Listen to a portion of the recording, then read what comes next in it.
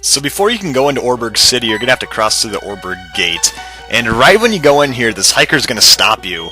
And for whatever reason, I don't know what the deal is, he just decides to give you the HM for Rock Smash.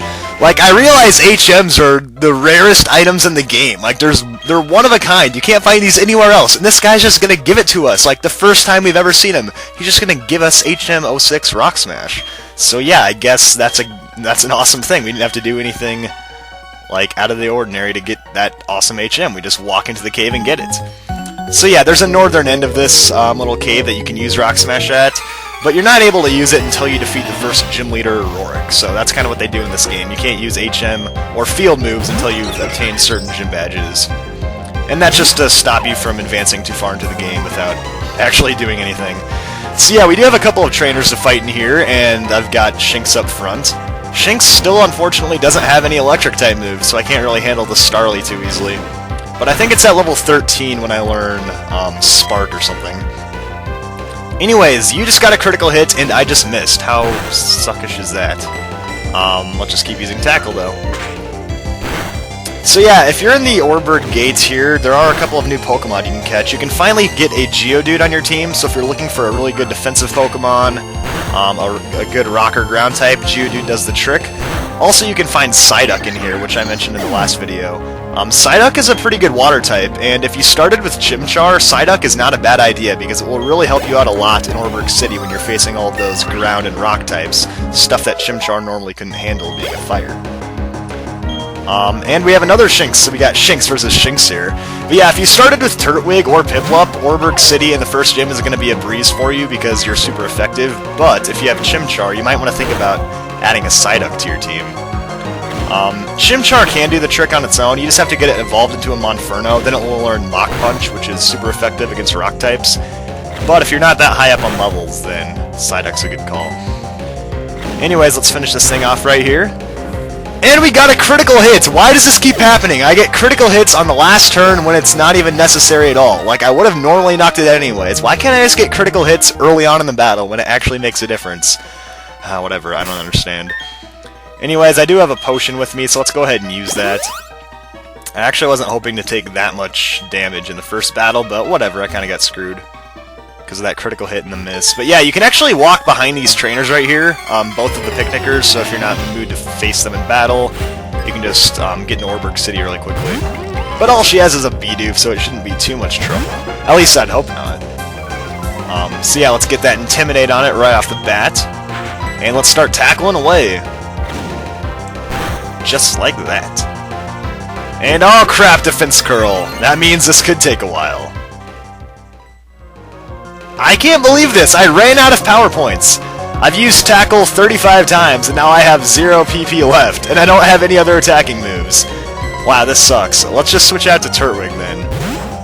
I would have never guessed that was going to happen to me. That I was going to run out of power points. That hardly ever happens, too. Of course, I can't use Struggle yet, because I still have all of my Growls and Charges or whatever, but I never use those moves anyways. Alright, so, yeah, this is taking way too long. I shouldn't have even used Tackle. I should have just used Absorb or something. But it looks like the Quick Claw's gonna kick in there, and we're gonna finish it off. So, that was like the most annoying Bidoof I've ever fought in my life. Who would have thought it would take that long to kill that thing? But we get a good amount of experience from it, so Lueroi's at level 12. Yes, my Lady Lueroi. Because I was smart enough to name a female Pokemon after myself. Anyways, let's get out of this cave here. So, now we're in Oreburgh City, the City of Energy. A lot of cool stuff in Oreburgh City, and right when you get in here, this random guy's just gonna stop us and drag us to the gym. He's like, you don't have any gym badges. First of all, how do you even know I don't have gym badges? Maybe I have it in my pocket, maybe it's in my bag, but you just somehow look at me in the eye and know that I don't have a gym badge. But yeah, he brings you over to the gym, and you're gonna find Barry, your rival, waiting in front. And he's like, oh yeah, it's about time you catch up, Slowpoke. It's like, seriously, dude, why are you talking trash when I beat you in, like, the last video of my walkthrough? But he's gonna tell you that, the gym leader is not here. He's actually in the mines south of Oreburgh City. But we'll get to that in a second. I just needed to heal up my Pokemon first. So before we go to the Oreburgh Mine, let's do a quick tour of the city, take care of all the things that need to be taken care of. There's a mart here, but you can't buy repels yet, which is really annoying, so you're going to have to deal with wild Pokemon for a bit longer. If you go into this house, you can trade a Machop for an Abra. Not really worth it because you can catch Abra in the route right before the Oreburgh Gate. Plus, you can actually catch Machops right now in the game. I'll get to that in a minute, though. This guy right here, no, not him. This guy, if you show him a Geodude, he will give you some kind of Pokeball. I think it's a heal ball. So if you have a Geodude, you might as well do it. Otherwise, I wouldn't go out of your way. But yeah, you can catch a Geodude in the mine like we were talking about. And of course at the Oreburgh Gate. So yeah, there's a lot of Geodudes to be caught around Oreburgh City. Anyways, let's go to this building right here. I think there's like one person that gives us an item. No, not you. You are worthless. You don't have anything good to say. All that random advice you get early on in the game. Yeah, talk to this girl right here, and I think she just gives you she gives you a Dusk Ball, which is a Pokeball that works better when you're like in caves, so that's pretty nice. And I don't know what's going on here with this Psyduck. Its nickname is Yellow, and it's asking me, it's like, duck, question mark, like asking me if this thing is just like retarded or something, I don't know. But apparently they nicknamed the Psyduck Yellow. She's like, I don't understand the logic behind that. Yeah, nickname a Pokemon so it feels like it's your own. Just nickname it something stupid like a color. Like, yeah, I'm gonna name my Psyduck Yellow, and I'm gonna name my Turtwig Green. That is just, like, the dumbest nickname ever. And it makes me think of a lot of funny racial jokes, but I'll probably not bring those out just yet. Anyways, I don't think anyone in here gives you any items or anything, so I don't really know why I came in here. But he's got a Pikachu in there, maybe he nicknamed it Yellow. Anyways, a couple more things to take care of. There's the museum over here. Actually, let's go into Route 207. Here in Route 207, you can catch Machop, like I was mentioning before, and there's also Ponytas to be caught, so a couple of pretty nifty Pokemon to catch there. Of course, you can't go up that mudslide without the bike yet, and if you actually go into the back of the grass, there's a Pokeball for an item. But I don't have repels, so I don't really want to worry about that. So yeah, a couple of good wild Pokemon to catch. And in here, this is the museum. You don't actually have to pay to come in, but you can talk to this guy. And this dude will revive your fossils later on in the game. So once you like explore the underground, get some fossils, come back to him and he'll turn them into Pokemon. There's some other stuff to check out, but no items or anything. But yeah, you normally have to pay to go in the museum, so that one's free, so I don't really know how they're making money. And finally, in this house over here, kind of hidden on the side of town, there's a guy that will give you, I think, like a super potion or some kind of item. I believe it's a dude in a blue hat. So yeah, he's going to give you a... Oh yeah, it's a Great Ball. So there we go, pretty good. It's better than a Pokeball, so Great Balls are pretty good for catching Pokemon, especially at this stage in the game. So I think that's it for all of the random items and stuff to do around Oreburgh City, so I guess we'll go on with the main storyline and go to the Oreburgh Mines, which are on the south side of the town. So yeah, there's a bunch of trainers... Well, not a bunch, but there's a couple trainers to fight. And of course, this is where you have to find Rorik. And this guy's like, chop, chop, Machop, chop, chop away on rocks.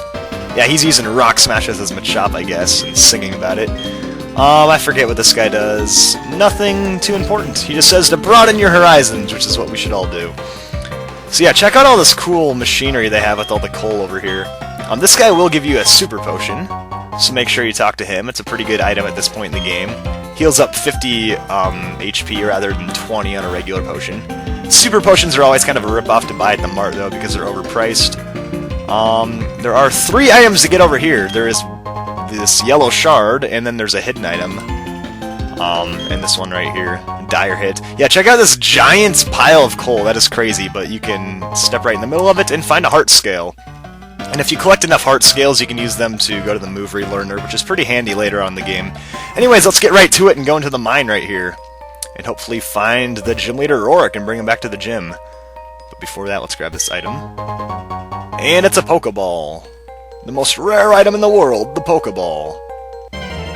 Wild Battle. That's ridiculous. Alright, that was stupid. I just ran into 2 wild Pokemon, like, within 5 seconds, but whatever. Yeah, the Oreburgh Mine. There are mostly Geodudes and Onix in here. So the newest one is Onix, which you can't find anywhere else. So if you want an Onix, it's a pretty decent Pokemon. If you're able to evolve it into a Steelix, that is. So yeah, let's talk to this guy and battle him. There are a couple of guys to fight in here, but they all have like Geodudes and stuff like that, so pretty easy if you have a water or a grass type. In my case, Turtwig will tear this thing apart. So yeah, like I was saying before, if you are using a Chimchar, I would try to get that evolved into a Monferno so you can Mach Punch your way to victory here in Oreburgh City. Otherwise, Psyduck's a good option, so... Or if you want to catch a Machop, they are a fighting type which are super effective against rock, so... It's not a bad idea to pick up a Pokemon around here in Oreburgh, because there are some good options. Psyduck and Ponyta, Machop, a couple of my favorites there. Geodude and Onix are also pretty good if you want to use a rock type. So there we go. I'm surprised that thing actually lived the first Absorb. I wouldn't have expected that to be a 2-hit KO, but whatever. We defeated Worker Mason. And we'll continue along here. I always hate going through the mine here because I never have any repels and I always run into wild Pokemon like every 5 steps. It's horrible, and it just happened again. So yeah, here's Rourke, and he's just chilling over here by these rocks. I don't really know what he's doing down here, but he's like, yeah, check this out, I'm gonna use my hidden machine, Rock Smash. And then he just destroys that rock. Like, Rourke doesn't even have a Pokemon by his side. He straight up just smashed that rock on his own. Like, that guy is awesome. He somehow taught himself to HM, I guess. But yeah, once you do that, you're free to go. Let's grab this item. It's an escape rope, which we'll use in a second here. But once you talk to Rourke, he will go back to his gym. So let's battle this guy really quickly. But yeah, I don't really know why they make you go down there and just talk to Rourke. It's like, what was even the point of that? We accomplished absolutely nothing. We just talked to him, he smashed a rock, and then he went back to his gym. But yeah, that's what the game makes you do. Which is really horrible, because I always hate going through this stupid mine and running into Pokemon. Anyways, I just tried to run away. I don't know why I did that, because you can't run from trainer battles. I'm probably just so used to clicking the run button every time I run into a wild Pokemon, which just keeps happening over and over and over. So yeah, this Geodude didn't stand a chance against Lueroi here, so 93 experience points, not bad, and we have a Machop. So, you know, let's give Shinx a chance here. I'm mostly using Turtwig because of all the rock and ground types, but since we got a nice change of pace here, we'll go over to Blackstar. Yeah, and I love how there's all these Machops scattered throughout the mines. It's like, it's so obvious that they're using the Machops for slavery. Like, how cruel is that they've enslaved these, like, innocent wild Pokemon, all these Machops that they're gathering from Route 207, bringing them over here and just forcing them to do all the work. I just got critical hit, so that's kind of annoying. But yeah, seriously, Machops are like just taken over as slaves, which is kind of horrible, but whatever. I don't even know why they need regular workers here if they just have Machops. And my tackle missed. How stupid is that? I managed to miss all the time, but I can't get any critical hits. It's so annoying. It's horrible.